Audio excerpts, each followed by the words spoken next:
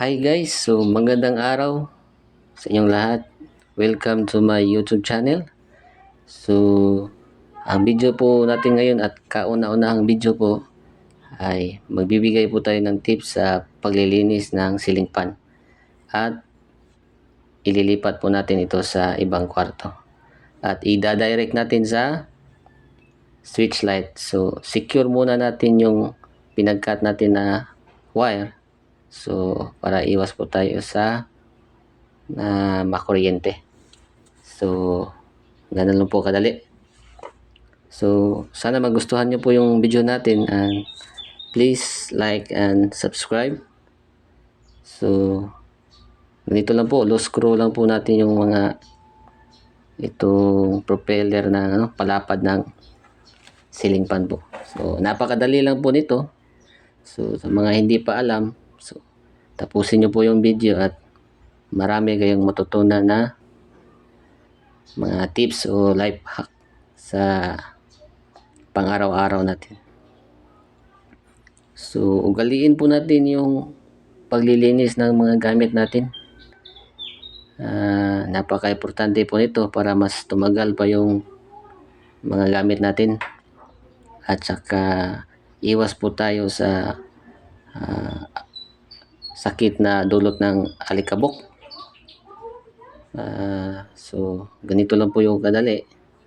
Sundan nyo lang po. So, unscrew lang natin ito. Magnet. Yan ay magnet. So, mabilis lang po ito. So, kayang-kaya nyo to kahit sa mga babae na gusto mag-DIY.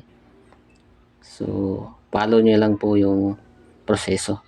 So, di po to delikado. Napakadali lang po nito. So, tapos linis-linis lang po. Yan ay mahirap tanggalin yan. So, hindi natin tinanggal para hindi na magka-damage. So, kaya lang yan ng brush. So, yan, linisin lang natin. Pwede na yan. At itong magnet. So, linis-linis lang. Ganyan lang po kadali. Balik po natin para maggamit na po natin ito. So, napakadali lang po talaga. So, sundan nyo lang po. Sana'y magustuhan nyo po ito. So, ganyan lang po. Huwag masyadong higpitan po. Tamang-tama lang. Para hindi po masira yung pinag-screwhan natin. So, ganyan lang po. So, alternate lang po tayo sa pag-screw para sabay na sabay po siya. So, ayan. Kunting linis. Balik na po natin yung mga tinanggal natin. So, check natin kung ayos yung, yung parang motor niya. Ayan. Ganun po.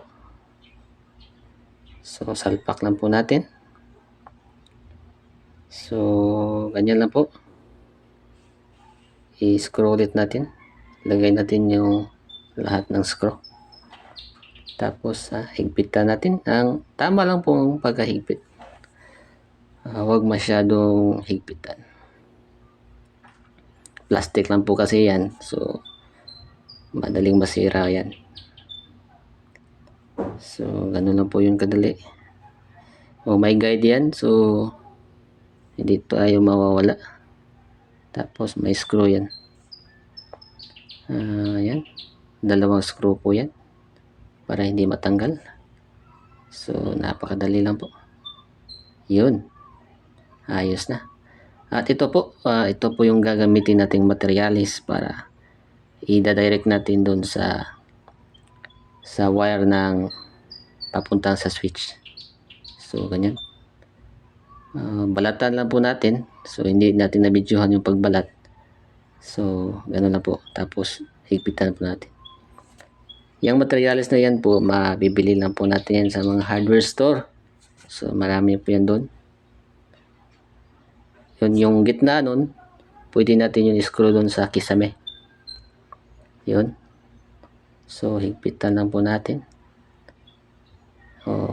Yung gitnang butas po, yun ang gagamitin natin sa pag-screw natin sa kisame. Higpitan natin, i-check po natin kung hindi po natatanggal. So, ayos na po. Tapos dito na tayo sa kabilang kwarto. So, secure po natin yung hook. Screw po natin. So, napakadali lang po. Make sure po na tumama yung hook nyo sa metal, yung metal paring. So, ganun lang po. Napakadali lang po. Yan. So, wag muna natin i-install yung palapad ng ceiling fan para hindi po tayo mahirapan. So, ganun lang po. Kahit magbaliktad yan, okay lang po yan. Pula at saka itim. Walang problema po yan. So, konting ingat lang po para hindi makakuryente. So, diin natin ng konti. Okay po. Ayos na yan. So, screw po natin. May screw yan. Yan, dyan po. So, para malinis tingnan. So, mamaya ay fix po natin yan. So, ano lang po. Napakadali lang po. So, sundan nyo lang po yung video ko. So, mayroon kayong tips na makukuha dito. Ayan. Matagal ko na po itong ginagawa sa ceiling fan ko po. So, wag po kayong mag-alala at safe po yan. So, yan po. So, ayusin lang natin para maganda tingnan. Tapos, secure po natin ng cable tie. Yan po. Ayos na po yan. So, install natin yung palapad ng ceiling fan. So, tapos na po tayo dito. So yan. Check na lang natin. So, wag masyadong higpitan po para hindi po ma-damage yung yung yan. Konti na lang po. So, tapos na po yan. Salamat po sa panonood. Sana'y may nakuha po kayong idea. Mga kunting kalaman po sa video po natin. So, yan po. Panghuli na po yan. Napakadali lang po talaga. So, please, once again, subscribe and like my video po. So, Moonworks. So, salamat po. Yun. Testingin natin. Ayos. So, tipid po tayo sa aircon. So, yan. Ayos na ayos po yan. Walang problema. Salamat sa panonood. So, magandang araw sa inyo guys. God bless.